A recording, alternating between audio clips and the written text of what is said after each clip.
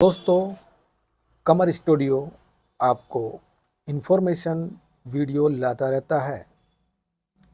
आज मैं आपके सामने कोई वीडियो लेके नहीं आया हूँ क्योंकि मेरी तबीयत कुछ टाइम से ख़राब थी, इसलिए मैं अभी नई वीडियो नहीं डाल पाया हूँ। मैंने सोचा है क्यों ना दर्शकों से बात की जाए और कुछ जानकारी शेयर की जाए। तो आज मैं कुछ आपसे बात करना चाहता हूँ, इसलिए मैं आपसे रूबरू हो रहा हूँ कि चिंता आदमी को कहाँ से कहाँ ले जाती है, उसका कुछ पता नहीं है। क्योंकि हम आजकल इतने डिप्रेशन में आ रहे हैं कि हम दवाइयाँ खाना पसंद करते हैं, मगर उस बीमारी को कैसे हैंडल करना है उसके बारे में कोई हम चिंता नहीं करते हैं। क्योंकि आज के दौर कंपटीशन का दौर है।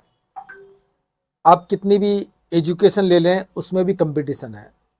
बिगर कंपटीशन के आप कोई भी बिजनेस या जॉब कुछ भी आप हासिल नहीं कर पाएंगे, क्योंकि बाज़ार इतना भरा हुआ है हर लाइन से कि आप उस भीड़ में खो जाएंगे और बस खोते ही चले जाएंगे और फिर मायूस होकर एक तरफ आप बैठ जाएंगे। हमारे साथ भी ऐसा ही होता है।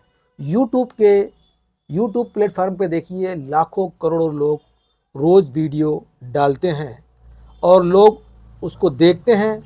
अब इसके अंदर देखने वाले जो शख्स होते हैं वो चुनिंदा होते हैं। वो यूट्यूब से फ़ायदा उठाने वाले लोग बहुत ही कम लोग हैं जो यूट्यूब से फ़ायदा उठाते हैं। फ़ायदा उठाने का मतलब मैं ये नहीं कह रहा कि आप यूट्यूब की पैसे अर्निंग करें। मेरा यह है कि मैं एक बिजनेस लोगों को बताता हूँ। छोटे से बिजनेस गांव में कर सकते हैं, जहाँ शहर में कम पढ़े लिखे लोग मेरी वीडियो देखते हैं या ज़्यादा पढ़े लिखे लोग मेरी वीडियो देखते हैं, मुझे इससे कोई फ़र्क नहीं पड़ता। फ़र्क पड़ता है कि मैंने जो आपको कुछ सिखाया है और उसमें से कितने लोगों ने उसको सीखा है, इससे मुझे बहुत खुशी होती है। 100 आदमियों ने देखा, 100 में से 3 ने ही उसको सीखा है, तो मेरी ये मेहनत वसूल है। क्योंकि मुझे और आगे वीडियो बनाने का मौका भी मिल जाता है। क्योंकि ज़्यादातर लोग यूट्यूब पर टाइम पास करते हैं। अगर वो टाइम पास ना करें तो काफ़ी अच्छा स्किल, हुनर सीख सकते हैं। बड़े बड़े हम कोर्स करते हैं, कोर्स में काफ़ी लोग पैसा इन्वेस्ट भी कर लेते हैं, मगर वहाँ पर उन्हें चमक धमक के अलावा कुछ नहीं मिलता। क्योंकि वो वहाँ पर सपने बेचे जाते हैं और सपने खरीदने के बाद इंसान जब घर पे आता है, हकीकत देखता है, तो फिर वो मायूस हो जाता है। जैसे कि हम सिनेमा हॉल पे कोई मूवी देखने जाते हैं और 3 घंटे तक वो मूवी हमारे दिमाग में बहुत अच्छा पॉजिटिव थिंकिंग देती है हमें। हम जैसी सिनेमा हॉल से बाहर आते हैं तो देखते हैं वो हमारे दिमाग में घूमता है, कोई डायलॉग, कोई कहानी। हम रियल ज़िंदगी में उसको आजमाने की कोशिश करते हैं, मगर कुछ टाइम के बाद वो चीज़ हमारे दिमाग से चली जाती है। चिंता करने से कोई भी समस्या का हल नहीं होता है। उस समस्या को हमें खुद ही फेस करना होता है, क्योंकि समस्या का समाधान ज़रूर निकालना ज़रूरी है। हम आज की दुनिया में जी रहे हैं, वहाँ पर भीड़ इतनी है कि हम भीड़ में खो जाएंगे। तो बिजनेस आप कोई सा भी करें, बिजनेस को आप छोटा ना समझें, क्योंकि बिजनेस करना बहुत बड़ी कला है आज के दौर में। जिसने बिजनेस में शर्म करी, वो बिजनेस कभी भी नहीं कर सकता। हम देखते हैं यूट्यूब पे हज़ारों वीडियो बिजनेस से भरी पड़ी हैं। इसकी वजह है कि लोग बाग उन वीडियो को देखते हैं, मगर कुछ लोग ही हैं जो उसको फॉलो करते हैं और चुपचाप उस बिजनेस को कर लेते हैं। नहीं तो बाकी लोग सिर्फ कमेंट ही करते हैं और कहते हैं कि हमें अपना नंबर दीजिए, वो दुकान का नंबर दीजिए, मतलब उनको हाथ पकड़कर उस बिजनेस को कराना होता है। तो ऐसा शख्स कभी भी बिजनेस नहीं चला सकता। बिजनेस चलाने के लिए आपको अपने आप को तैयार करना होगा। शुरू में लोग आपको इग्नोर करेंगे। इसकी वजह यह है कि आपके आसपास के जो लोग हैं वो देखते हैं कि ये शख्स बिजनेस कैसे करेगा, क्योंकि वो आपको देख के अपने आप को मोटिवेशन करने की कोशिश करते हैं। क्योंकि जब वो देखते हैं कि ये बिजनेस कर सकता है तो हम भी कर सकते हैं, इसलिए वो आपके बिजनेस में नुक्स निकालना शुरू कर देते हैं और आप नेगेटिव हो जाते हैं। तो इन छोटी छोटी बातों को आप नज़रअंदाज करेंगे तो आप किसी भी फील्ड में, मैं आप जॉब की बात नहीं कर रहा, मैं बिजनेस की बात नहीं कर रहा, आप समाज में भी अगर बैठते हैं, अगर समाज में भी कुछ लोग आपको ऐसे मिलेंगे वो आपको सिर्फ नीचा दिखाने की कोशिश करेंगे, नेगेटिव बात करेंगे। क्योंकि कुछ लोगों का नेचर ही ऐसा होता है कि कोई नेगेटिव बात करता है, कोई पॉजिटिव बात करता है। तो आपकी थिंकिंग सिर्फ पॉजिटिव होनी चाहिए। और आप कभी भी किसी से बात करते हैं तो आप ये सोचिए कि वो नेगेटिव मुझको करेगा। आप पहले से ही अपने आप को तैयार करें, उसकी नेगेटिव बातों का ध्यान से सुने और सुन के इग्नोर कर सकते हैं, क्योंकि वो जो आपसे सामने वाला बात कर रहा है उसको उतना ही नॉलेज है तो आपसे बात कर रहा है। मगर अब आपको देखना है कि मैं पॉजिटिव होके उससे बात करूं तो वो भी शायद पॉजिटिव थिंकिंग समझने लगेगा। बिजनेस करने के लिए ज़्यादातर लोग बाग काफ़ी पैसा इन्वेस्ट करते हैं।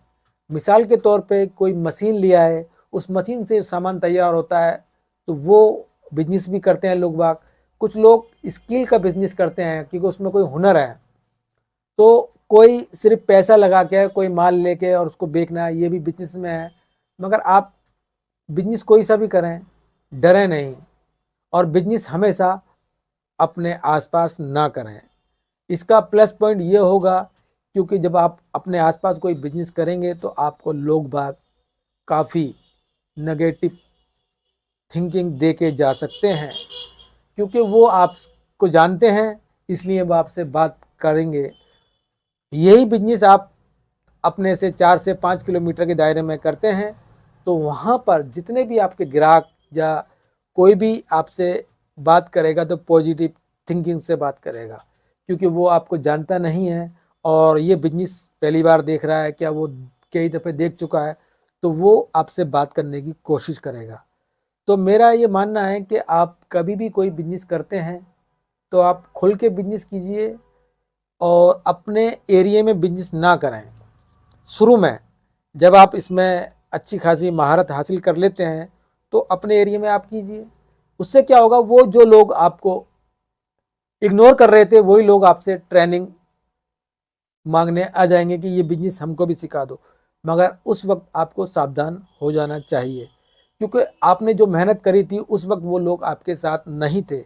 और जब आप इस काम को सीख लिया और इस काम में काफ़ी आप अर्निंग कर रहे हैं तो वो लालची किस्म के लोग होते हैं, फिर वो आपके पास घर पे आपके पास चापलूसी शुरू कर देते हैं कि हमें भी कुछ फार्मूला बता दीजिए। मगर आपको उस वक्त कोई फार्मूला नहीं बताना है, क्योंकि आपने बता दिया तो वो क्या करेंगे, वो ही बिजनेस आपके आसपास करना शुरू कर देंगे।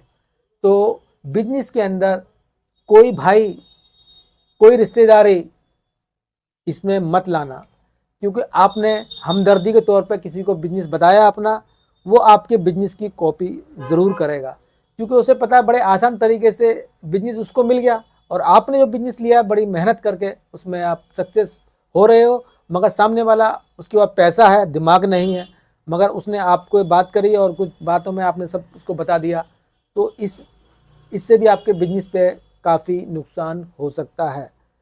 तो बिजनेस के लिए आप कहीं किसी के बाद ट्रेनिंग लेने की ज़रूरत नहीं है। अगर आपको सब्जी बेचने का बिजनेस करना है तो वो कर सकते हैं। अगर आप लंच डिनर जो खाना होम डिलीवरी में होता है वो आप अपना स्टार्ट कर सकते हैं, जैसे कि आपके आसपास कितने हॉस्पिटल हैं, वहाँ पर कुछ डॉक्टर हैं, पीजी डॉक्टर हैं, रेजिडेंस डॉक्टर होते हैं, जूनियर डॉक्टर होते हैं, ये क्या करते हैं कि ऑनलाइन खाना मंगाते हैं। आप वहाँ पर जाइए और उनके हॉस्टल के आसपास अपनी एक पम्पलेट चिपका दीजिए और ऑफ़र दीजिए कि आपको होम डिलीवरी हम फ्री कराएंगे, इतने का लंच है, इतने का लंच है।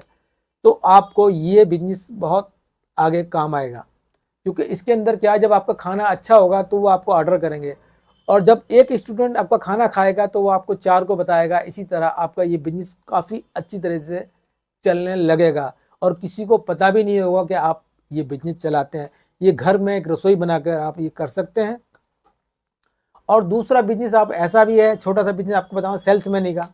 कोई भी सामान आप होलसेल से ला के आप रिटेल में या थोड़े से मार्जिन में आप शुरुआत कर सकते हैं। बड़ी दुकानों पे परचून का सामान होता है, नहीं तो आप कॉस्मेटिक का सामान है, इसकी सेल्स मनी कर सकते हैं। बहुत सारे ऐसे सामान हैं, उससे कर सकते हैं। शुरुआत में ज़्यादा इन्वेस्ट ना करें। अगर आपको डॉक्टरी लाइन में कोई बिजनेस करना है तो उसके लिए मैं आपको एक फार्मूला बताता हूँ। सर्जिकल जितने भी इंस्ट्रूमेंट होते हैं डॉक्टरों के, उसकी आप सप्लाई कर सकते हैं, और सप्लाई करने में बहुत सूखा काम है ये। इसको भगीरथ पैलेस से आप सामान ले सकते हैं, होलसेल मार्केट से। और आप डॉक्टर्स, ज़्यादातर नर्सिंग होम जो ऑपरेशन ज़्यादा करते हैं, उन पे जाके आप विजिट कीजिए और उनसे बात कीजिए, ये मैं आपको ला दूंगा।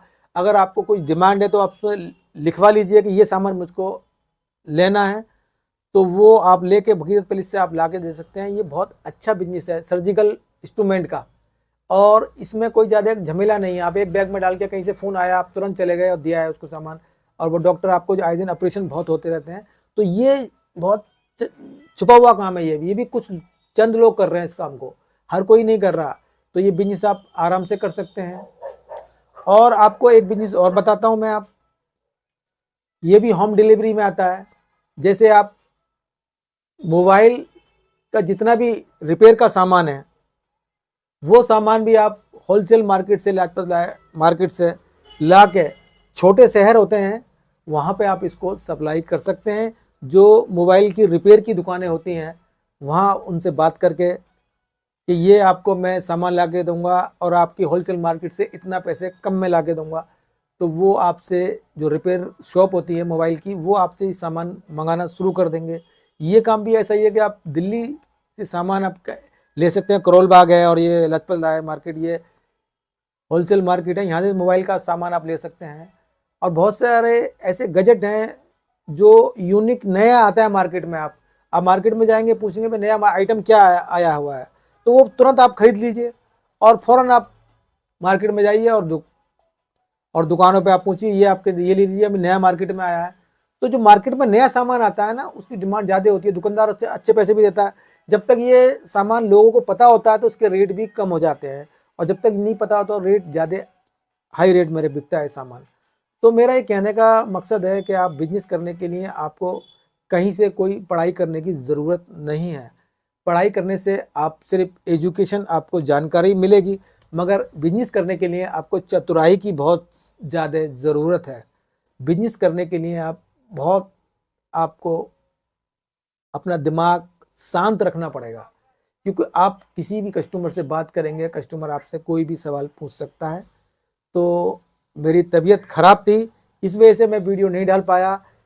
बात रही, बहुत लोगों ने मुझसे सवाल पूछा है कि होलसेलरों का नाम बताइए सदर बाज़ार में। मैं इसलिए होलसेलर का नाम नहीं बताना चाहता, क्योंकि असली होलसेलर जो होता है, वो होलसेलर कभी भी ऑनलाइन सामान नहीं देता है, वो ना अपना नंबर देता है। और जो आजकल के नए लोग हैं जो होलसेलर नहीं है, होलसेलर से माल उठाते हैं और वो अपने आप को होलसेलर कहते हैं। तो होलसेलर का पहचान आपको खुद मार्केट में जाके करनी है। वो तरीका मैं आपको बताता हूँ कि होलसेल सामान खरीदने के लिए आपको, जैसे मार्केट में जाएंगे तो आपको हर आइटम का जानकारी होना बहुत ज़रूरी है। अगर आपको जानकारी है तभी आपको होलसेलर उसका रेट बताएगा, नहीं तो वो रिटेल वाला आपको रेट बता देगा। क्योंकि जब आप बोलोगे, हर चीज़ का एक कोड होता है। आप उस कोर्ट में बात करते हैं होलसेलर से, तो आपको समझ जाता है ये दुकानदार है, इस बारे में इसको जानकारी है, तो आपसे खुल के बात करेगा। और आपको जानकारी नहीं है उस आइटम की, तो आप रिटेल वाली बात करेगा कि आपसे होलसेलर बात ही नहीं कर पाएगा। होलसेल सामान खरीदने जाते हैं तो आप ये कर लें कि दुकान पे जाते हैं तो वहाँ पे और भी होलसेलर होते हैं, सामान बेच रहे होते हैं, कुछ दुकानदार खरीद रहे होते हैं। तो जो आपके आसपास सामान खरीद रहा है तो उससे भी आप जानकारी ले सकते हैं, क्योंकि वो जानकारी आपको स्ट्रिक्ट जानकारी देगा। दुकानदार आपको स्ट्रिक्ट जानकारी तब देगा जब आपसे वो खुल जाएगा। तो आप खुद ही जाके विजिट करें। और कभी कोई भी होलसेलर ऑनलाइन नहीं है, क्योंकि उनका बिजनेस ऑनलाइन चल ही रहा है, ऑफलाइन चल रहा है, मगर उसका अपना कोई प्रचार कोई यूट्यूब पे नहीं देते वो, क्योंकि यूट्यूब पे वही लोग देते हैं जो आज के डेट में कहता है कैसा भी ग्राहक हो उनको ले आओ, हम दे देंगे सामान। तो वीडियो कैसी लगी, और आगे मैं वीडियो डालता रहूँगा, तो मेरी वीडियो को लाइक शेयर ज़रूर कर देना। फिर ज़िंदगी बाकी रही तो फिर मैं आपसे मुलाकात करूँगा, और भी 1-2 दिन में आपको नई वीडियो ज़रूर देखने को मिलेगी। तब तक के लिए मुझे इजाज़त दीजिए। जय हिंद।